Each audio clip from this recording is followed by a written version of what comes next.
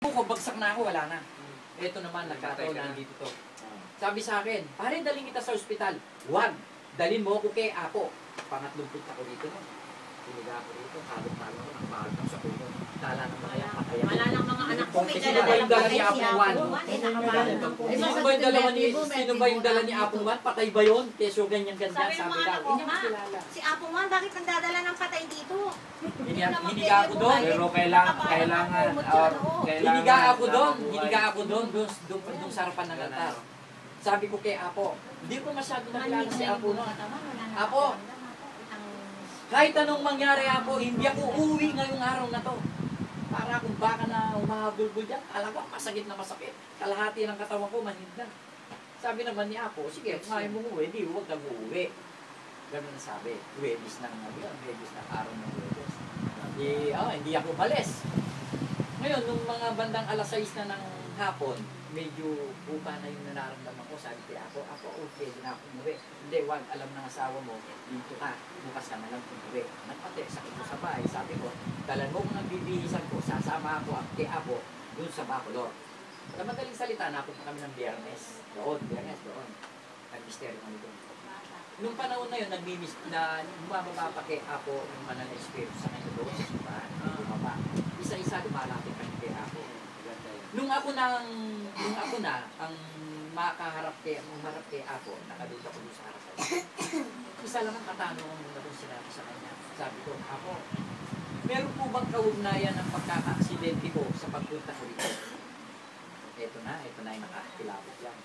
Alam mo anak, sabi sa akin, maraming beses mo na akong tinawag. Hanggang ngayon, tumatawag ka sa akin. Pero wala kang naririnig na kasabitan sa akin. At ako na ang gumawa ng paraan para makausap kita. Sabi ko sa'yo, marinig ko yun. Eto, nakikita talaga gumaalog daw yung katawan kong ganyan. Yung paglutong ganyan, para akong nakalutang ng ganyan. Ang ulo ko, laki-laki. Tapos sabi sa akin, anong nakikita mo sa kamay ko? Yes, so ganyan. Pinakita ko ano yung kaya, yung hawak niya, buong ano yung mga pinakahuli, tinanong niya, anong nakikita mo sa akin? Nakapikit ka nun, hindi ka pwedeng dumirat kasi pag nakadirat ang mata mo, wala kang makikita. Pumikit ka, mag-concentrate ka, ibibigay niya ako kung ano yung gusto mong makita sa kanya. Nakita ko yan. Mula noon yun ang isa, napagpunta ko dito. Sa madaling salita, kung pumupunta na kami rito, yung mga kapitbahay namin doon, paglabas namin ng bahay ng misis ko, ayahan ko lang sila, ayahan ko lang. Hanggang sa magkaroon nga kami ng mga gabay na binigay niya ako, sa nagdamot na kami. Ngayon, merong mga naniniwala, merong hindi. Piniling ko kay Apo. Alam nito, ginawa ko talaga ako. Hindi naman po sa gusto kong magkaroon ng mga sakit ang mga kapitbahay namin na hindi naniniwala sa inyo.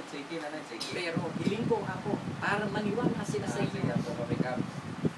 Kayo na ang bahalang gumawa ng paraan ako. Siguro hindi ay maniniwala. Isa-isa nagpupunta sa bahay namin. Hindi naniniwala dati yan. Sa tulong ni Apo at sa paggustuhan ni Apo, yan ang mga nangyari. Kaya kung minsan masasabi mo nga, paano nangyayaring ganito? Hindi naman ako talaga nagkagamot, hindi naman ako nakakaplos. Ba't ganyan ang nangyayari? Kaya yan, ang masasabi ko lang, pagpunta nyo dito, pag-uwi nyo, isa na lang kayo talaga sa pananampalataya. Sige ko sa iyo. Ayan, lahat yan. Merong mga karanasan niya, lahat kami mga pasyente rito bago kami kasama niya ako ng mga karanasan. Lahat kami, meron kami ng mga story sa buhay. Hindi lang kami basta napunta rito. Sa akin, sa dati pinag-biliguran namin ito.